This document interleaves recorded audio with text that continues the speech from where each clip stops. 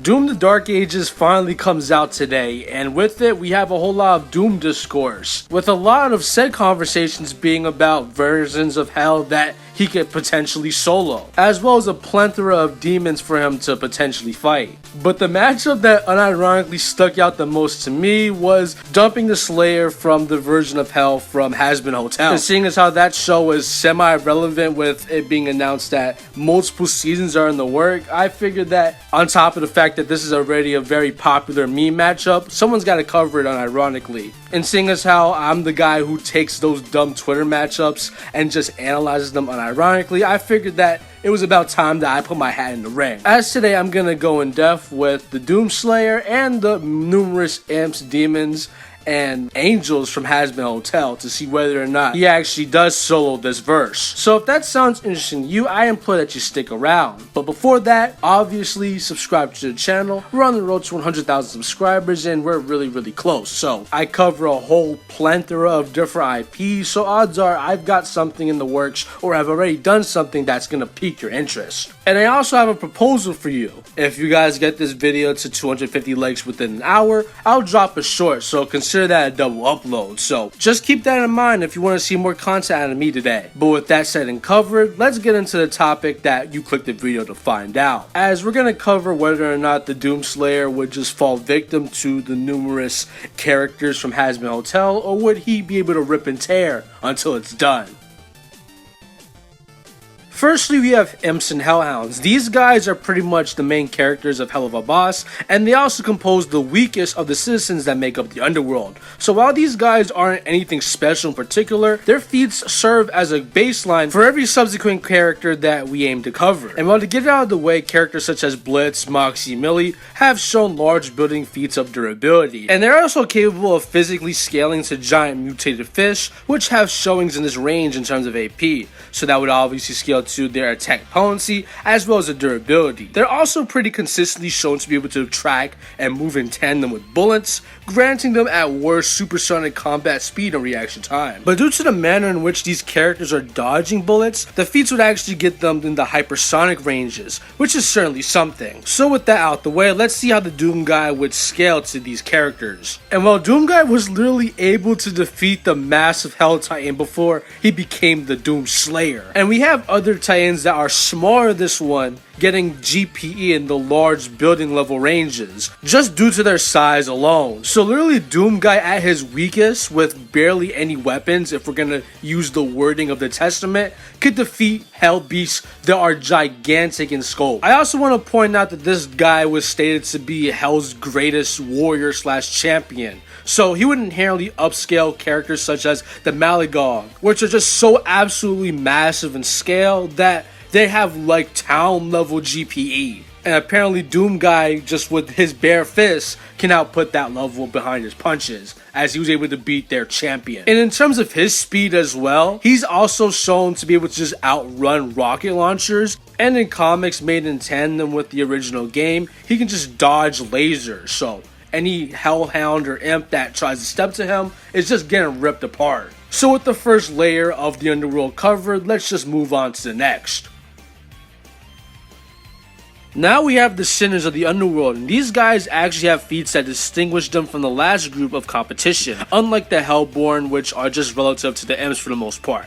And basically all the Sinners should scale to a durability showing performed by Serpentius. I want to note that Vizzy herself has stated that Serpentius is a wimp in terms of physicals. Serpentius as a character is like, he's kind of a wimp in terms of the physical side of things. Like, he relies on his minions and he relies on his brain and his machines. So this feat would likely get upscaled by any major deceased character who happens to live in the Helluvaverse. And basically in the pilot of the show, which is still canon despite some discrepancies from the main show, the snake is able to survive a massive explosion generated by a very casual Alistair. And when calculated, it's been determined that he was able to endure anywhere between as low as 34 tons to even one whole kiloton of TNT, which will grant him multi-city block level durability to even as high as town level durability. And seeing as how he's a wimp verbatim, every major sinner you kind of see just walking around should get that as a baseline because they're able to beat him up because this guy's a wimp. I want to note that these guys, however, collectively shouldn't be like above town just because they're above Serpentius, as the snake himself was shown to get obliterated by Adam's casual 44 kilotons worth of TNT blast. And it's a pretty fair assumption that any sinner would have gotten obliterated by this attack here, so collectively, these guys are anywhere between multi-city block to small town level. And if you're wondering how the Doomslayer would perform against this group of individuals, I want to remind you that the Doom Marine, not even the Doomslayer, scales above the Titan, who himself scales above other Titans, which are so massive that they have GPE in the 500 kiloton ranges. And that's scaling that, once again, the Doom Marine gets, not even the actual Slayer. So yeah, this is another walk in the park for the Doom guy. And no, they don't have any unique speed scaling, so there's no point of getting into any of that. So with the general fodder of the Helliverse covered, let's move on to some of the actual heavy hitters. Our next two groups on this little pecking order chart are the Overlords and the Royalty of the Underworld, and according to an interview via Vizzy Pop herself, she stated that Alistair and Stolas are relative for the most part. Who is more powerful, Alistair or Stolas?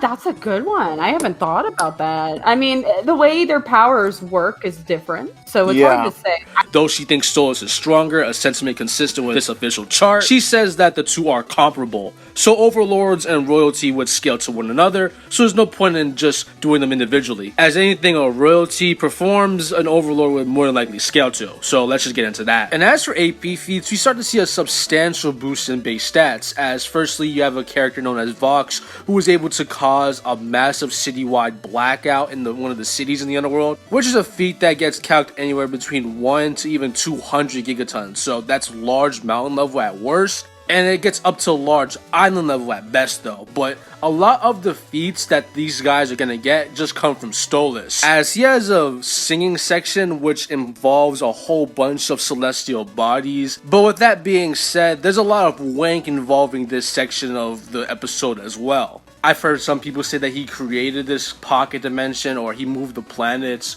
or he even tanked a supernova, even though all these sentiments are just blatantly incorrect. But despite that, there are some genuine feats that come from this instance that would give a lot of those Overlords and Royalty a massive boost in AP. So let's just get into that. And firstly, while Stolas didn't move the moon to the star like some people said is not enough to prove that, he was able to tank the shockwave that tore it apart, which would grant him durability in the large island level ranges. And you know how some people like to say that he tanked a supernova even though he didn't? But Stolas really gets carried by the fact that it's still a supernova that he's in somewhat close proximity to, because even though he's that far away from the blast, it's still been determined that he was able to endure 500 teratons worth of energy before portaling out of there, which is a large country level showing. But the best feat once again just comes from this moon friction that he tanked, because if you want to not use the surface area equations, which gets them to like large country and like island level, the actual shockwave is calculated to be around planet level. So that's a pretty decent high, and it's better than a lot of the wank you see for this section in particular. And plus, I've also seen some mid-calcs that get his durability in the multi-continental range off of the showing. So, I mean, if you want to get Overlords and Royalty between multi-continental to planet, that's fair enough to me. This section of the episode also boosts the speed of the verse dramatically, as Stolas was able to outfly a supernova, which would give him speed faster than the speed of light. So as you can see, the Royalty and Overlords have actual decent scaling. So let's see how the Doom guy would compare to this. And to answer that, we're going to have to dive into some of his accolades. Starting off in continuity, before he even became the Slayer, he was able to destroy and defeat the Spider Mastermind, a character who's alluded to creating space-time distortions. And then from there, he was able to defeat the Icon of Sin, a character who upon his defeat would go on to warp untold miles of hell itself, with untold being a synonym for boundless or endless. And this wouldn't even be hyperbolic, as we have multiple statements confirming hell is infinite in scope. And then he would go on to defeat the Mother Demon from Doom 64, which is stated to be off the charts in comparison of every enemy we've seen prior. So that's characters that can create space-time distortions and warp untold miles of hell itself. But if you want more concrete quantifiable scaling in Doom Eternal, he would go on to defeat the new and more powerful version of the Icon of Sin, which was so powerful that just by being around, he created these space-time distortions to the point where he was going to generate an entire black hole that would go on to destroy the planet and then eventually the universe itself. And that's a character that fell to the hand of the Doomslayer. So when you're asking yourself if he can match these like planetary at best characters, I think the answer becomes pretty obvious. But how about his speed? Because I haven't covered that. And essentially his speed scaling that's quantifiable comes from the fact that he was able to box with the Seraphim, a character who could just move throughout time and space itself. Like, it's stated that these characters would just fly throughout the universe very casually and like for fun to spread knowledge and such. So when it comes to the speed and AP stats of the previous guys from Helluva and Hazbin, both versions of Doomguy, whether it's the Slayer or the Marine, they can both say that they defeated stronger and faster. So yeah, let's just move on to the next tier. These next two tiers, being the 7 Deadly Sins and Charlie and Lilith the Morningstar, are just really easy for us to get out the way because they have no real substantial boost in any of their stats for me to really cover. It's just unquantifiably faster and stronger than the characters you've already covered. So they're only around planetary at best and FTL at best. So everything that we said about the overlords and the royalty would apply to them as well in recordings to how the Doom guy would be able to handle them. I mean, you could try to apply a one-shots difference, but I mean, that wouldn't do any good still because, you know, these guys are then 10 times stronger than characters who are maybe planetary, whereas the Doom guy and Marine can be characters who can rip fabrics in time and space and casually distort it just by existing. So yeah, this is more easy work for the Doom guy or Marine, you know, I don't judge. So with that out of the way, we finally made our way to the big dog of the verse at this point in time, being Lucy, the de facto leader and ruler of the underworld. So how powerful is he? And well, as an angel, he's pretty strong. Of the main cast, he was able to bully Adam, a character who was bullying everyone else beforehand. He even one-shotted fan favorite Alistair. So Lucy's showing against Adam is pretty impressive, but is there any way to quantifiably scale him? And well, it's kind of a high ball. As well, Lucy is an angel and therefore he possesses angelic powers, which is stated by Vizzy in an interview to triumph over all demonic forms of magic, which would include hellish trinkets, which are stated to be infinitely powerful, as broad as that is. And if we want to continue this very broad hyperbolic scaling chain, angels are stated to have expanded the universe during the beginning of creation. And I've watched this little prologue and it's kind of broad as to what actually was made here. Like, did they make the planets, the stars? Or how did they expand? Did they actually like make the space and the celestial bodies, or did they just, you know, expand knowledge? It's kind of weird. But seeing as how Lucy is an angel and no one even really scales to him, I don't care too much however you want to wank him. So that's a really high-end universal scale for the controller of the underworld. So has the Doomslayer met his match? Someone who's potentially infinitely powerful? And well, this is just another walk in the park for the Slayer, because he was able to defeat Devon, the creator of the entire Doom multiverse, including Hell itself, which is stated to transcend time and space. The Dark Lord was also stated to be capable of unmaking creation just as he had made it.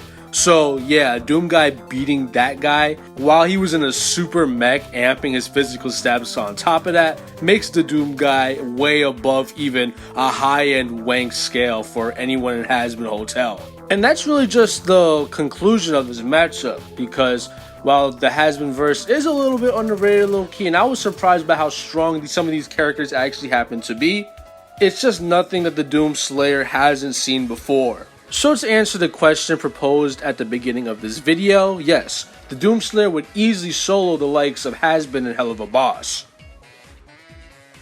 So yeah, that was the conclusion of this week's video. What did you think of it? Did I wank the Doom Slayer and all of his feats? Or was this a result that you expected for the most part? Whatever you think, good or bad, be sure to drop it in the comments down below. And hey, if you really like this video, I implore you to comment down below, because that tells me that you want to see videos similar to this in topic or discussion. I also brought back the comment of the week a couple weeks back, so yeah, this week's comment is going to be bunny, because the Doom Slayer had a bunny, and Rest in peace to that little guy. But anyways, with that said and covered, I'll see you guys next week with another new video. But until then, as always, stay big, G fans.